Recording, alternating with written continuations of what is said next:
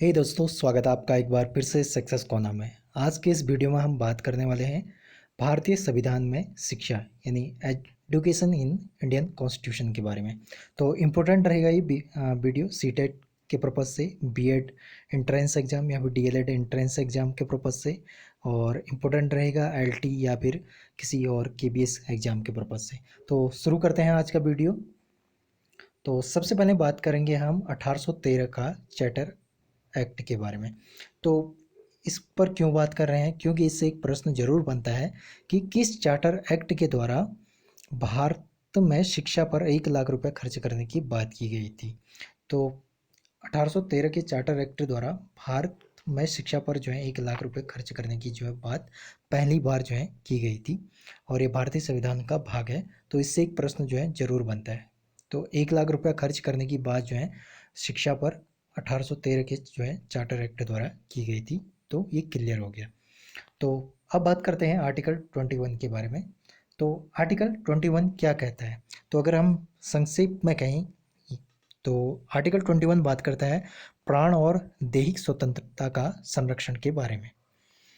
तो इसी प्रकार से इसी आर्टिकल 21 को जो है आधार मानकर जो है आर्टिकल 21 ए जो है जोड़ा गया हमारे संविधान में।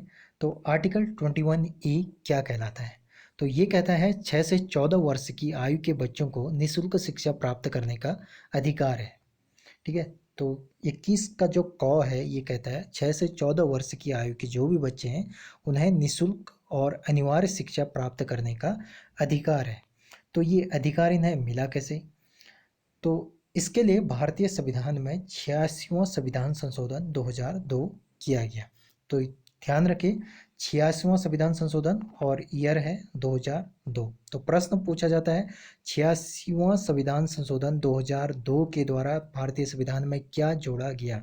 तो क्या जोड़ा गया, 21 का जो है ए यानी 21 क जो है जोड़ा गया, जिसके अंतर्गत निःशुल्क और अनिवार्य शिक्षा की जो है बात की गई है। तो जब 86वां संविधान संशोधन 2002 हुआ तो उसके बाद भी बच्चों को अनिवार्य शिक्षा और निःशुल्क शिक्षा प्राप्त हो, ऐसा कोई भी जो है अधिकार बच्चों को प्राप्त नहीं हो रहा था। तो इसके लिए क्या किया गया, इसके लिए एक कानून बनाया गया जिसे हम कहते हैं शिक्षा का अधिकार अधिनियम RTE 2009 में। 2002 में जो है संविधान में एक प्रावधान लाया गया और 2009 में एक कानून बनाया गया जिसे हम जानते हैं RT 2009 के बारे में। तो RT 2009 में जब कानून बना तो उसके बाद हर बच्चे का ये कानूनी अधिकार हो गया कि वो इससे निःशुल्क और जो है अनिवार्य शिक्षा प्राप्त करने का अधिकार था। तो 1 अप्रैल 2010 से जो है पूरे देश में लागू हुआ RT 2009। तो प्रश्न बनता है RT कब से पूरे देश में लागू हुआ, तो ये डेट याद कर लीजिए 1 अप्रैल 2010। तो 2009 में जो है कानून बना और 1 अप्रैल 2010 से पूरे देश में जो है एक साथ लागू किया गया RT 2009। अब बात करते हैं आर्टिकल 51 क के बारे में। तो आर्टिकल जो 51 क है वो क्या है, तो ये है हमारे मौलिक कर्तव्य या हमारे मूल कर्तव्य आर्टिकल 51 क। तो 51 क का जो 11वां भाग है यानी क का जो 11वां भाग है इसी में जो है 86वें संविधान, इसको जो है 86वें संविधान संशोधन जो 2002 हुआ था वो जोड़ा गया। तो प्रश्न जरूर बनता है कि 86वें संविधान संशोधन के द्वारा मूल कर्तव्य में क्या जोड़ा गया, तो वो जोड़ा गया 51 क का 11। पहले जो है केवल हमारे पास 10 कर्तव्य थे और 11वां जो कर्तव्य है वो 2002 में 86वें संविधान संशोधन के द्वारा जोड़ा गया। तो ये क्या कहता है, तो ये कहता है कि 6 से 11 वर्ष के प्रत्येक बच्चे के माता पिता, अभिभावक या संरक्षक का यह कर्तव्य होगा कि वह अपने बच्चे को शिक्षा प्रदान करे या फिर शिक्षा प्रदान करने की व्यवस्था करे। ये हर माता पिता, अभिभावक और संरक्षक का जो है कर्तव्य है। ये हमें 51 क की 11 में इसका उल्लेख मिलता है।